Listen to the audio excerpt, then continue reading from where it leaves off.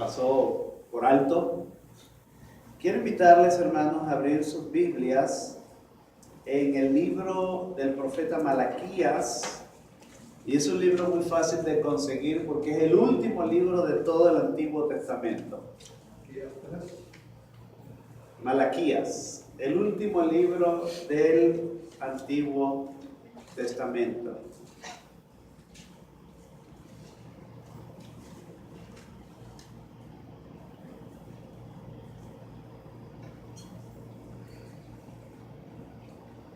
Por favor, dejen sus Biblias abiertas allí porque la intención de este sermón es dar una caminada breve para tener todo el cuadro completo de este libro, que después vamos a entrar a estudiar los textos, los pasajes con más detalles. De manera que la nueva serie que estamos iniciando hoy está basada en el libro del profeta Malaquías. Antes de entrar tenemos que estar conscientes de algunas cosas importantes de este libro. El número 2 dice allí: es el último libro del Antiguo Testamento escrito más o menos 400 años antes de Juan el Bautista, que Juan el Bautista apareciera. En pocas palabras, hermanos, en esta paginita en blanco, en su Biblia y en la mía, hay 400 años de diferencia. Pero más que eso, hermanos, son 400 años de silencio de parte de Dios, hasta que nace Juan el Bautista y Juan el Bautista comienza su misión. Ahora, este detalle, este aspecto de que Dios sabía, porque Dios todo lo sabe, que venían 400 años de silencio hasta la aparición y ministerio y predicación de Juan el Bautista, que comenzó a predicar primero que Jesús, por cierto. Juan el Bautista comenzó primero que Jesús. Iban a pasar 400 años más o menos allí, lo que indica la importancia de este pequeño libro de 4 capítulos. Es decir, lo más importante que Dios quería dejar en el corazón de toda una nación por los siguientes 400 años están aquí en 4 capítulos. Ese detalle, hermanos, ese aspecto le da un valor incalculable a este pequeño libro de 4 capítulos. Por cierto, que el último capítulo apenas es de 5 versículos. Es un libro muy pequeñito, pero Dios tiene la intención de dejar lo más importante de todo lo que había dicho por siglos. Desde Moisés hasta Malaquías, Dios quería dejar algo muy claro en la mente y en el corazón de Israel para los próximos 400 años. Esto, hermano, da una calidad y da un valor excepcional a este pequeño libro. Vamos con algunas generalidades para ir entendiendo un poquito más el libro de Malaquías. El nombre Malaquías significa mi mensajero o el mensajero de Dios. El tema general de este libro, hermanos, son las acusaciones y juicios de Dios por una vida de hipocresía religiosa. Claro que hay bendiciones, pero el punto central, como vamos a ver, el punto central, el corazón de este libro, son las acusaciones y juicios de Dios a este pueblo. y quería corregir cosas por los próximos 400 años hasta que apareciera Juan el Bautista. La fecha aproximada en que se escribió este libro y que representa este libro, más o menos entre el 430 y el 420 a.C., y Malaquías fue contemporáneo con Esdras y Nehemías. Ahora, ¿cuál es la importancia de esto, hermano? Este libro, cuando lo ponemos al lado de Esdras y Nehemías, encontramos, hermanos, que la historia es, en pocas palabras, esta. Después del exilio y la deportación babilónica que duró 70 años, primero por el rey Nabucodonosor y luego por el rey Artajerjes, 70 años. El pueblo de Israel regresa en dos, por decirlo así, en dos oportunidades. Una, guiada por Esdras, el sacerdote Esdras y Zorobabel, y reconstruyen la ciudad y comienzan a reanudar el culto a Dios, la adoración a Dios. Después de eso, entra en el escenario, en la escena, Nehemías para reconstruir los muros de la ciudad, pero ya Esdras, Zorobabel y un grupo de judíos ya estaban en la ciudad. Nehemías tiene la labor de reconstruir la ciudad, y una vez que reconstruye la ciudad,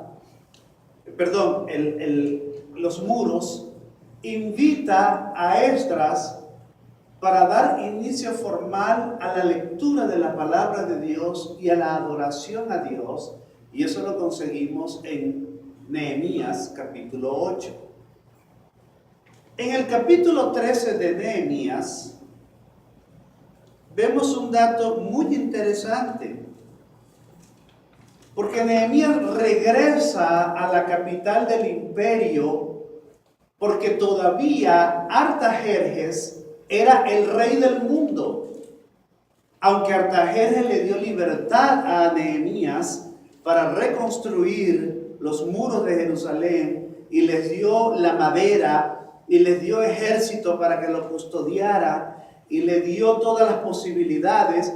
Él seguía siendo el rey, Artajerjes, y el rey de todo el mundo, dicho sea de paso, a propósito.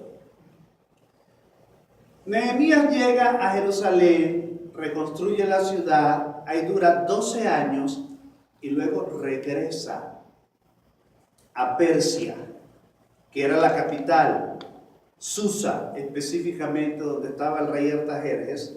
Y el capítulo 13 de Nehemías nos dice lo siguiente, versículo 6, si gustan o si tienen chance de acompañarme, Nehemías capítulo 13, versículo 6 en adelante, dice: para ese entonces yo no estaba en Jerusalén, porque en el año 32 de Artajerjes, es decir, 12 años más tarde, es decir, Nehemías duró 12 años, tanto reconstruyendo la ciudad, en los muros de Jerusalén, y restableciendo toda la vida social, la vida de adoración, en todos los sentidos. Dice: rey de Babilonia, había ido yo a ver al rey. Tenía que rendir cuentas al rey. Después de algún tiempo, que no nos dice el libro cuánto tiempo fue, con permiso del rey, regresé a Jerusalén nuevamente y me enteré de la infracción cometida por Eliasib al proporcionarle a Tobías una habitación en los atrios del templo de Dios.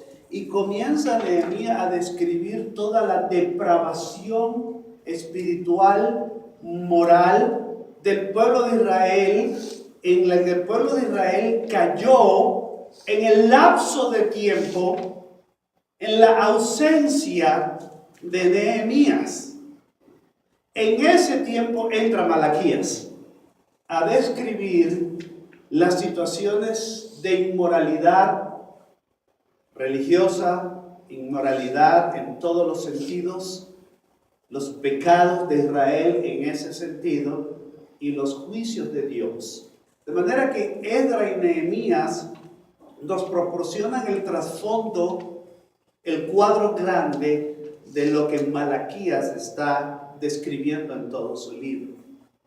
Una vez más, fue el último profeta oficial de Dios. Después no hubo otro profeta oficial de Dios hasta que Juan el Bautista comenzó a predicar. Y de hecho, Malaquías habla de Juan el Bautista. Seguimos entonces. Este libro, hermanos, dentro de sus peculiaridades, dentro de sus particularidades, encontramos lo siguiente. Presentan las maldiciones de Dios por la desobediencia, y aquí tenemos un gran conflicto con este libro. Es más, el conflicto no es tanto con el libro de Malaquías, el conflicto es con el concepto que nosotros tenemos acerca de Dios. Para muchos seres humanos, la palabra maldición es tan fea que ni siquiera la pronunciamos. Y este libro es un libro que está caracterizado por las maldiciones de Dios hacia el pueblo de Israel. El próximo domingo vamos a dedicar todo un sermón para hablar de las maldiciones, tanto de las maldiciones de Dios como de las maldiciones de los seres humanos. Pero vamos a ocupar mucho tiempo, hermanos, en este punto que se llaman las maldiciones generacionales. Y desde ya quiero decir y quiero que quede muy claro que nosotros no aceptamos, repito, nosotros no aceptamos la doctrina de las maldiciones generacionales. No la aceptamos. En pocas palabras, porque el domingo que viene voy a dedicar un sermón exclusivo para esto, en pocas palabras, por el momento voy a decir lo siguiente. Las maldiciones de Dios son juicios de Dios para la humanidad. Ningún ser humano puede, ni tiene el poder, ni tiene el derecho, ni tiene la autoridad de maldecir a un ser humano como Dios lo hace. Porque las maldiciones de Dios incluyen un castigo seguro. 2. Satanás no maldice a ningún ser humano, porque esa es autoridad, potestad, derecho exclusivo de Dios, maldecir. Las maldiciones de Dios incluyen juicio de Dios, que son por seguro, vienen porque Dios es Dios y Dios no habla tonterías. Dios no habla por hablar. De manera que el ser humano no maldice como maldice Dios. Satanás no maldice como maldice Dios. Desde el punto de vista bíblico, las maldiciones de Dios son exclusivas de Dios, y de eso vamos a profundizar la próxima semana. El problema con la palabra maldición es el concepto que tenemos, el concepto popular de maldición, y es desearle un mal a alguien. Y es una manera de expresar ira. Este maldito carro que no funciona es una manera de expresar ira. Pero eso no tiene que ver con el concepto bíblico de la maldición de Dios. Tampoco corresponde al concepto bíblico de la maldición de Dios cuando un ser humano le dice, ojalá te mueras. Porque eso no tiene que ver nada con la Biblia. Eso tiene que ver con la ira, con el deseo con la arrogancia, con la superioridad que algunos seres humanos creen que tienen sobre otros seres humanos. Ahora, hay un concepto de maldecir que es decir malas cosas de alguien. Cuando yo estoy hablando calumnias, mentiras, arruinando la reputación de otro ser humano, yo estoy maldiciendo en el sentido, por favor, escúchenme bien, en el sentido de que estoy diciendo cosas malas de esa persona. Pero realmente mi palabra no tiene poder de destrucción. Yo no le puedo decir a una persona, ojalá te mueras, pero yo no tengo el poder para provocarle la muerte a nadie. Pero cuando Dios maldice, ahí sí la cosa está seria, porque es la palabra de Dios la que está siendo comunicada por Dios, quien puede maldecir y quien puede cumplir sus juicios. Pero no aceptamos bajo ningún criterio, bajo ningún concepto, bajo ninguna circunstancia, la doctrina de la maldición generacional. Por alguna razón que vamos a estudiar la semana que viene con más detalles, algunos predican que hay seres humanos, incluyendo cristianos, que nacen con un ADN de maldición que nos obliga a cometer pecados, a tener desgracias, tragedias, infortunios, porque hay algo que estamos heredando del abuelo, del bisabuelo o de mi papá, que está causando en mí desgracias. Y por eso, hermano, aún cristianos, estoy hablando de cristianos, consideran que si en una familia la gente es obesa, es una maldición, porque todos son gordos en esta familia.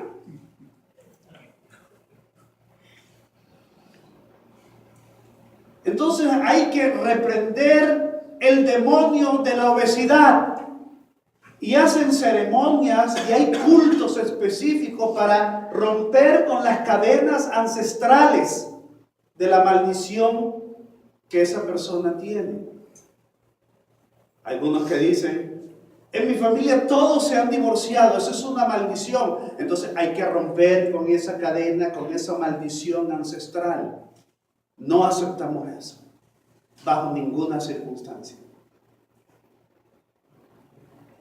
O en el caso de una familia donde todos tienen cáncer, entonces es una maldición. Entonces yo estoy bajo maldición porque en mi familia todos somos hipertensos, todos tenemos problemas de colesterol, todos tomamos pastillas para la tensión y todos tomamos remedio para el azúcar. Eso, según algunos predicadores, es una maldición generacional, la cual no aceptamos bajo ninguna circunstancia. El hecho de que Dios maldiga en este texto bíblico de Malaquías no aprueba, y ningún texto bíblico aprueba la maldición generacional. Uno de los textos que vamos a revisar la próxima semana es Éxodo 25, donde Dios dice, yo visitaré la maldad de los padres sobre los hijos hasta la tercera y cuarta generación. Ha habido una terrible, pésima, mala interpretación de este texto. Porque hay otro texto que tengo por allí también, que dice que yo bendeciré a mi pueblo hasta 1000 generaciones. Óigame, 4 generaciones versus 1000. La matemática es muy sencilla, ¿no? Lo que quiero probar en este momento es que por causa de malas interpretaciones bíblicas, estamos condenando a cristianos a la culpa y a la angustia de una maldición heredada de los abuelos o del Padre. Pero esa historia no es nueva, hermanos. Cuando Jesús iba caminando un día con sus discípulos en Juan capítulo 9, vieron a un hombre ciego. ¿Usted sabe la pregunta que le hicieron a Jesús? Maestro, ¿quién pecó, este o sus padres, para que naciera así? Jesús dijo, hello, ¿qué es esto? ¿Qué pregunta es esa? Ni este ni sus padres, nadie pecó para que naciera ciego. Él está así para que Dios revele, muestre su gloria. Pero estos predicadores no lo entienden de esa manera. Por eso vamos a dedicar un pasaje completo, un sermón completo a esto, para entender bien las maldiciones de Dios, entender bien las maldiciones de nosotros hacia un ser humano y entender que no existe bíblicamente hablando las maldiciones generacionales o ancestrales. No existen. Ahora vayamos aquí, vamos a entrar rápidamente, vamos a hacer un paseo, una caminata breve para tratar de agarrar un poquitico el cuadro general del libro. El capítulo 1 del 1 al 14 esencialmente está mostrando el amor de Dios hacia Israel. Fíjense, hermanos, si me acompañan por favor. A mí me faltó decir algo aquí. Este libro presenta las preguntas sarcásticas y cínicas del pueblo.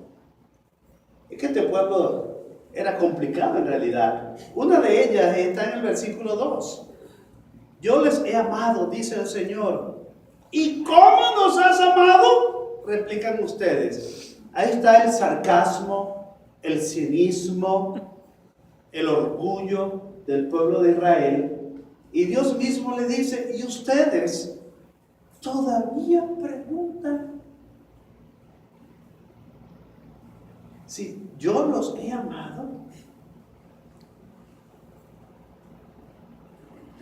Los versos 6 al 14 muestran la reprensión a los sacerdotes. Y leemos, el hijo honra al padre y el siervo a su señor. Ahora bien, si soy padre, ¿dónde está el honor que me merezco?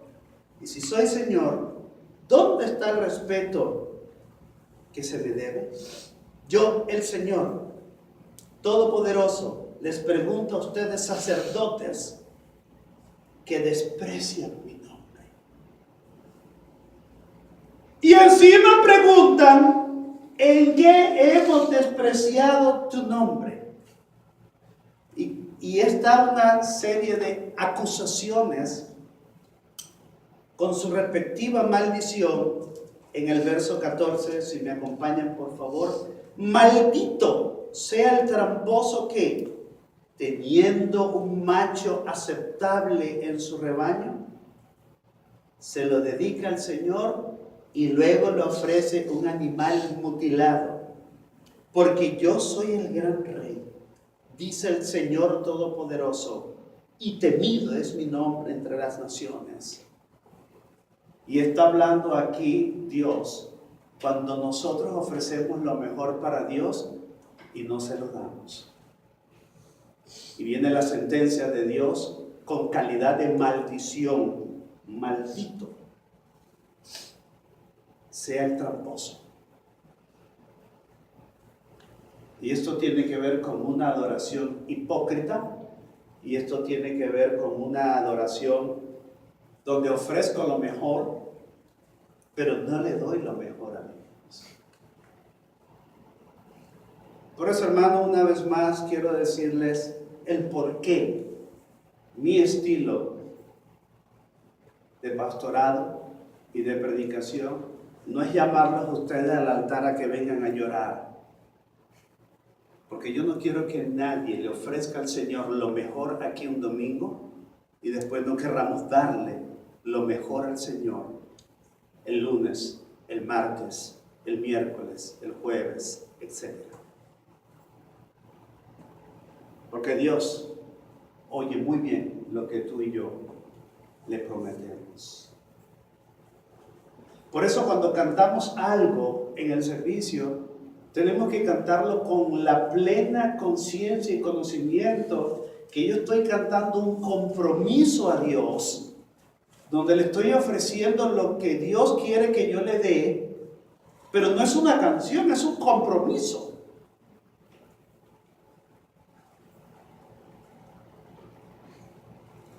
Cada vez que hablo de esto recuerdo un canto que me gusta, me fascina. Aquel canto que dice: yo quiero que gobiernes mi vida. ¿Eso es una canción? ¿O es que yo le estoy diciendo a Dios, te doy la libertad de que tú seas el rey de mi vida y el gobernador de mi vida? ¿Y el lunes qué? ¿Y el lunes qué? Pero seguimos. Después vemos allí la carnalidad justificada con argumentos humanos. Capítulo 2. Mire cómo dice el versículo 1, dice aquí: ahora pues, este mandato es para ustedes los sacerdotes. Si no me hacen caso, ni deciden honrar mi nombre, dice el Señor Todopoderoso, les enviaré una maldición. Y maldeciré sus bendiciones. Ya las he maldecido, porque ustedes no se han decidido a honrarme. Mire el versículo 9: por mi parte, yo he hecho que ustedes sean despreciables y viles ante todo el pueblo, refiriéndose a los sacerdotes, porque no han guardado mis caminos, sino que han mostrado parcialidad en cuestiones de la ley. Y aquí Dios está cuestionando, juzgando la manera humana como los sacerdotes justifican el pecado, rechazan la gloria y la ley de Dios de una manera abusiva, irrespetuosa, deliberada, carnal. Los versículos 10 al 17, Dios reclama al pueblo de Israel su inmoralidad y de manera particular y esencial el aspecto de los matrimonios con los extranjeros, con la gente que narra del pueblo de Dios. Y dice más o menos así: ¿no tenemos todos un solo Padre? ¿No nos creó un solo Dios? ¿Por qué pues profanamos el pacto de nuestros antepasados al traicionarnos unos a otros? Judá ha sido traicionero. Mire cómo Dios habla a su pueblo.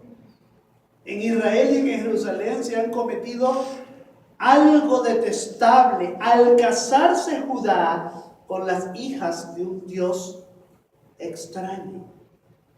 Versículo 13 dice: otra cosa que ustedes hacen es inundar de lágrimas el altar del Señor. Lloran y se lamentan porque Él ya no presta atención a sus ofrendas, ni las acepta de sus manos con agrado. Y todavía preguntan por qué. Por eso, hermano, una de las cosas que vamos a ver a este pueblo llorando en el altar, llorando la hipocresía. Pero es, hermano, como leí una vez en un post en el Facebook, de vez en cuando ponen buenas cosas. Arrepentimiento no son lágrimas, sino cambios. Y eso es cierto. Y aquí tenemos un pueblo que venía al altar a llorar cada sábado. Y les dice: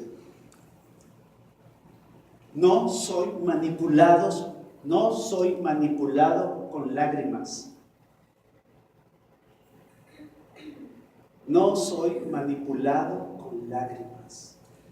Así de sencillo y así de directo es Dios.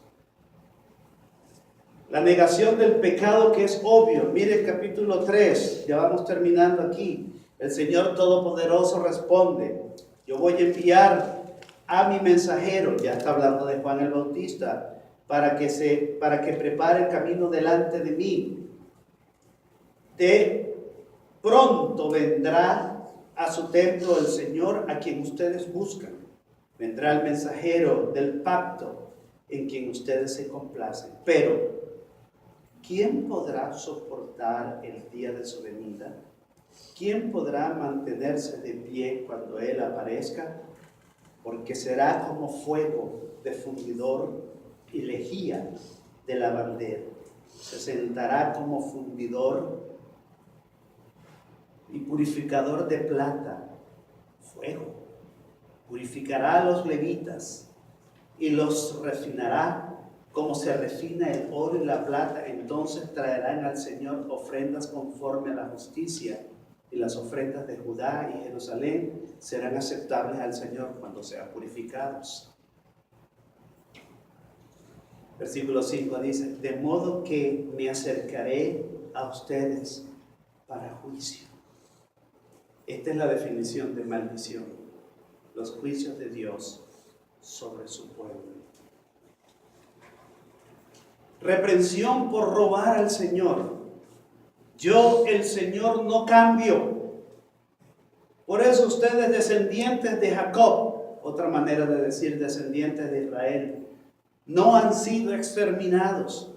Desde la época de sus antepasados se han apartado de mis preceptos y no los han guardado. Vuélvanse a mí y yo me volveré a ustedes, dice el Señor Todopoderoso. Pero ustedes replican: ¿en qué sentido tenemos que volvernos? Como que no era suficiente, ¿no? ¿Acaso robará el hombre a Dios? Ustedes me están robando. Y todavía preguntan: ¿en qué te robamos? En los diezmos y en las ofrendas. Ustedes, mire este versículo, si la cosa no es seria, aquí yo no sé cuándo es seria en la Biblia. Dice: ustedes, la nación entera está bajo gran maldición, pues es a mí a quien están robando. Traigan íntegro el diezmo para los fondos del templo, y así habrá alimento en mi casa, etc. Si todavía no queda claro, Dios dice: ustedes, la nación completa, está bajo gran maldición porque me están robando. Y una de las maldiciones de Dios sobre su pueblo Israel era porque no quería dar dinero para la casa de Dios, para el alimento de los sacerdotes, y venía la maldición de Dios sobre ellos. Versículo 13 en adelante dice: ustedes profieren insolencias contra mí, dice el Señor, y encima preguntan: ¿qué insolencia hemos dicho contra ti? Ustedes han dicho, fíjense la insolencia, hasta dónde puede llegar un creyente, según Malaquías. Fíjense la insolencia, observemos esto. Ustedes han dicho: servir a Dios no vale la pena. Bueno, yo conozco creyentes que dicen esto. No lo dicen con su boca, lo dicen con sus acciones. Servir a Dios no vale la pena. ¿Para qué? Esta mañana en la escuela dominical hablábamos de querer el beneficio de Dios sin querer el compromiso con Dios. Aquí está reflejado esto. No vale la pena. Pero que me dé, claro, quiero el beneficio. Dice: servir a Dios no vale la pena. ¿Qué ganamos con cumplir sus mandatos y vestirnos de luto delante del Señor Todopoderoso? Si nos toca llamar dichosos a los soberbios y a los que hacen lo malo, no solo prosperan, sino que incluso desafían al Dios y se salen con la suya. O sea, esto de ser creyente, ¿para qué? Si a la final los malos prosperan y Dios no hace nada. Y el último capítulo, hermanos, El último capítulo, termina el capítulo 3 con una serie de bendiciones para los que temen y respetan a Dios. Los que temían al Señor hablaron entre sí y Él los escuchó y les prestó atención. Entonces escribió en su presencia un libro de memorias de aquellos que temen al Señor y honran su nombre. Aquí está la bendición para el que teme a Dios y honra su nombre. El capítulo 4 habla del día del Señor. Hablaremos de eso cuando su segunda venida. Y también está hablando, hermanos, de las bendiciones para el remanente fiel, para los que son fieles. En conclusión, hermanos, esta lista que está aquí, la pueden encontrar en la Biblia del hermano John MacArthur, lo puse casi literalmente. Quiero darle crédito al hermano MacArthur, me pareció un buen resumen de todo el libro. Dios condenó a los sacerdotes y al pueblo por lo menos en 6 áreas de pecado deliberado, a propósito, a conciencia de que estaban pecando. 1, repudiar el amor de Dios. ¿En qué nos amas tú? 2, negarse a darle a Dios el honor que se merece. 3, rechazar la fidelidad de Dios. 4, redefinir la justicia de Dios. No vale la pena, Dios se deleita. Hay un texto bíblico aquí en este capítulo que dice, Dios se deleita en el mal. Redefinir la justicia de Dios. O sea, Dios no es tan santo como dice que es. Vamos a redefinir la justicia de Dios. 5, robar las riquezas de Dios. 6, maldecir la gracia de Dios. El amor de Dios por su pueblo está en cada capítulo. Y el gran dolor de Dios por el pecado del pueblo también está en cada capítulo. Nuestro reto, hermano, es estudiar este libro, los invito, y aplicar sus enseñanzas en nuestra vida para tener la bendición de Dios. Los invito a que junto conmigo estén estudiando este libro. Y como les dije, la semana que viene vamos a tener un sermón dedicado a este asunto de las maldiciones, porque necesitamos dejar bien clara esta situación. Que el Señor les bendiga. Gracias.